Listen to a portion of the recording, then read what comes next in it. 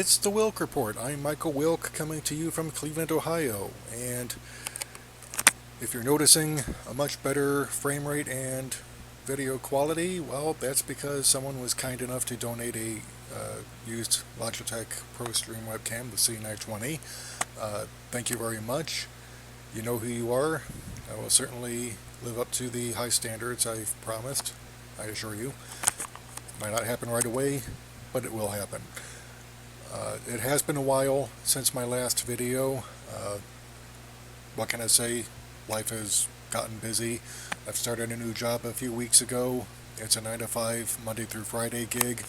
I'm also getting some photography assignments and working on editing those, so that's taken up a lot of what little free time I have left.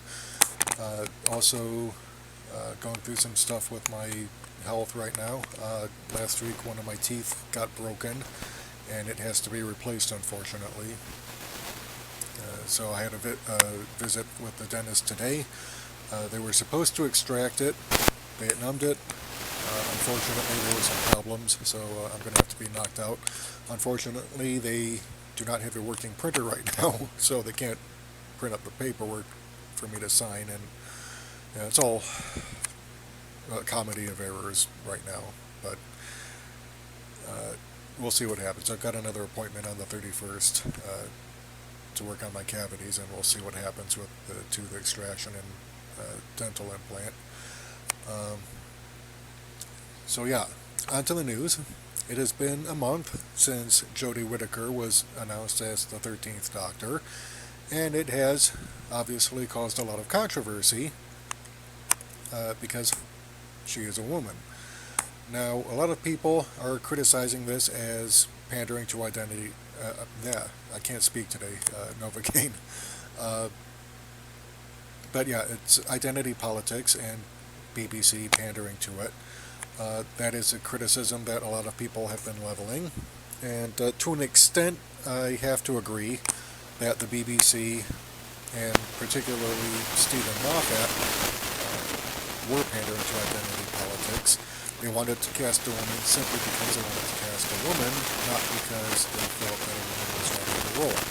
Now, a lot of people dismissing critics are trotting out the label of sexism. They're saying, grow up, it's the 21st century, you're all behaving like snowflakes and whiny little children, which, itself is a rather infantile way to behave, because you're dismissing legitimate criticism and lumping it in with the people who are genuinely sexist.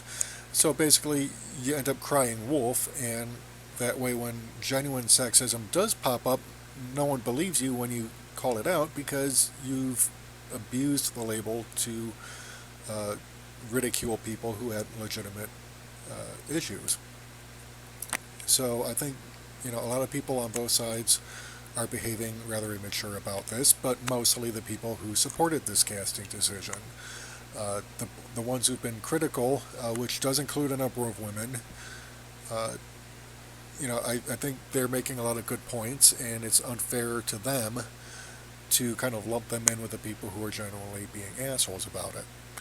Speaking for myself, I am willing to give incoming head writer Chris Chibnall, who's coming in from Broadchurch, and Ms. Whittaker a chance, because I'm a big enough fan of the show that, I want to see what they do with that.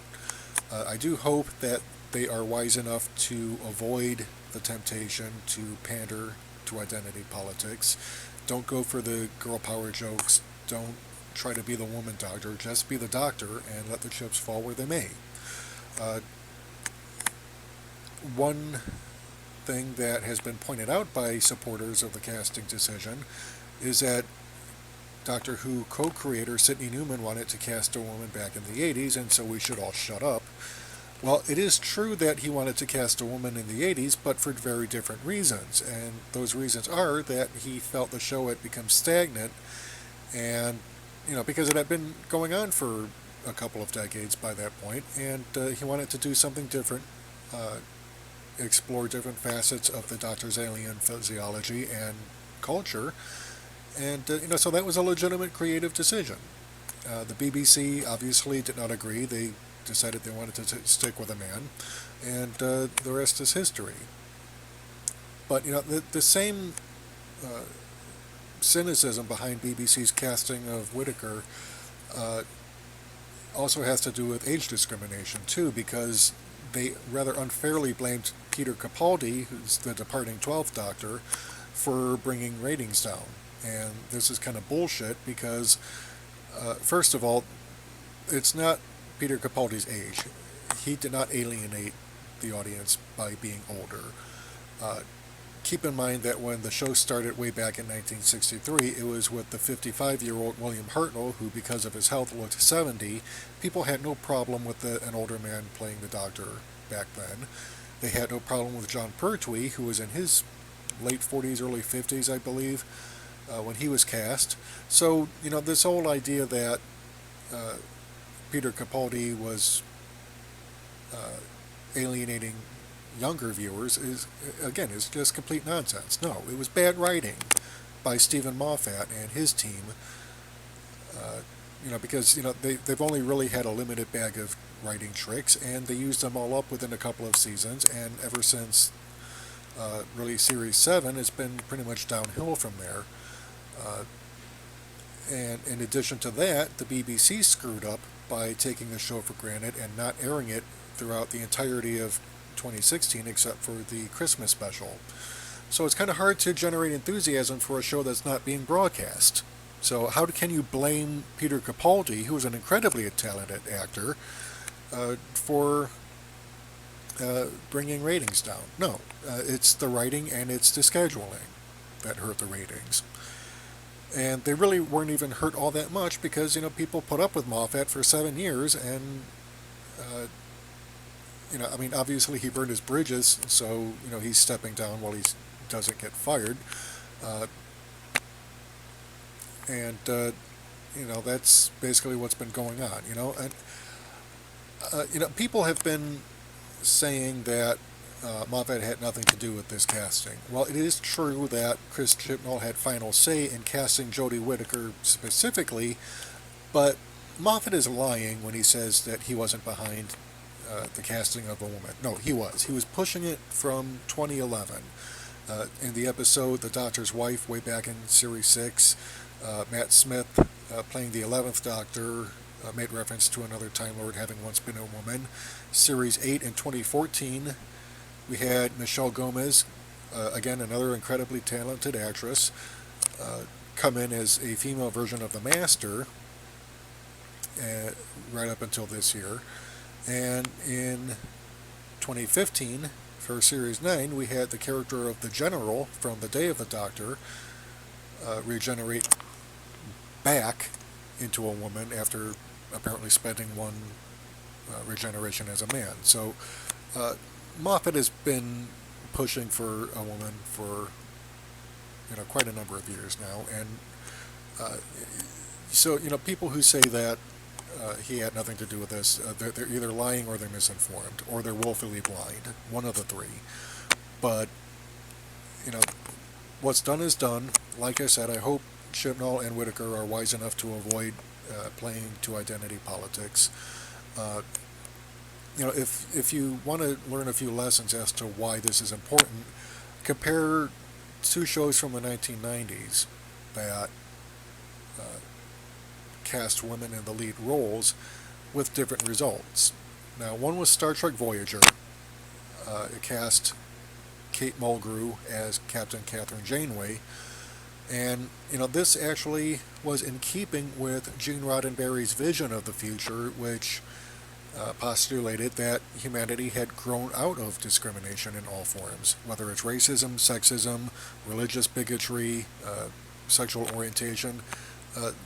People were grown out of that, and so the casting then made sense, and there was never any question of Kate Mulgrew's character. Can she be captain because she's a woman? No, she was a captain, and there was never any question, no challenge.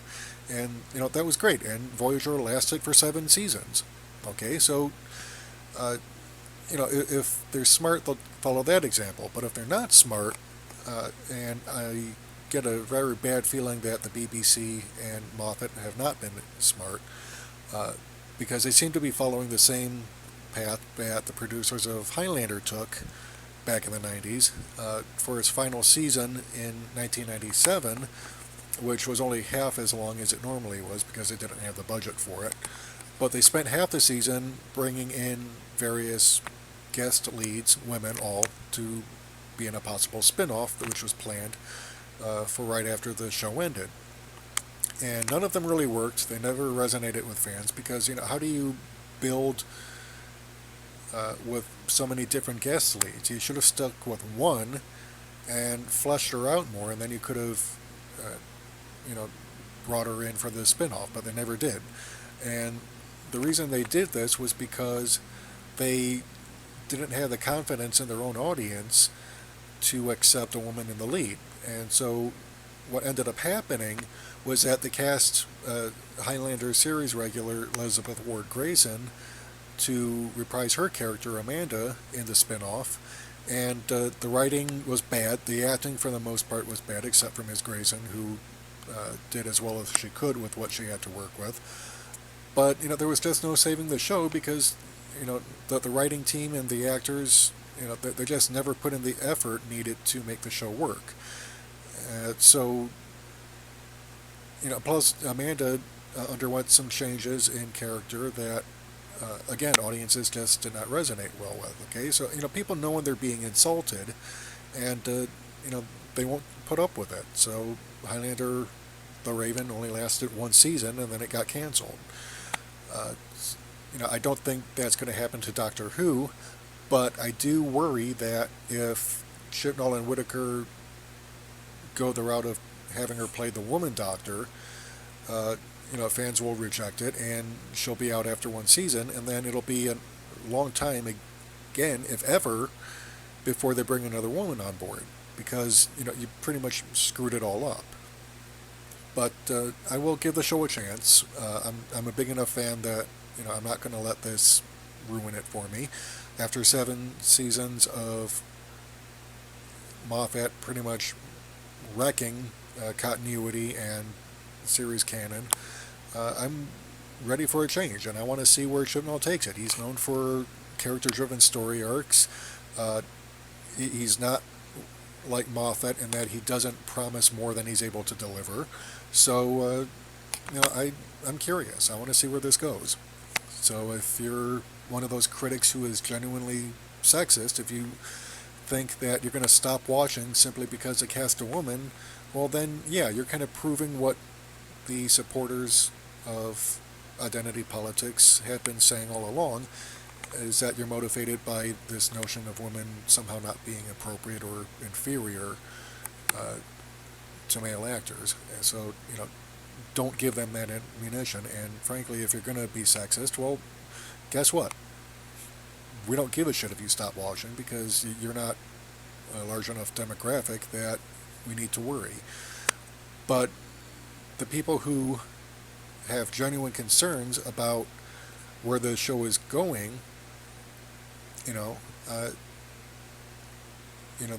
I hope we all give it a chance. I hope we all give Whittaker a chance to prove herself, just as people gave Capaldi a chance to prove himself. It took him a couple of seasons to do it because, again, Moffat is a shit writer. I mean, it's not that he doesn't have talent, he does, but he's so terribly inconsistent and violates his established canon so often that it just ruins everything. And plus the overcomplicated plot lines and the cheap and easy endings because he's too arrogant or too lazy to come up with something more clever.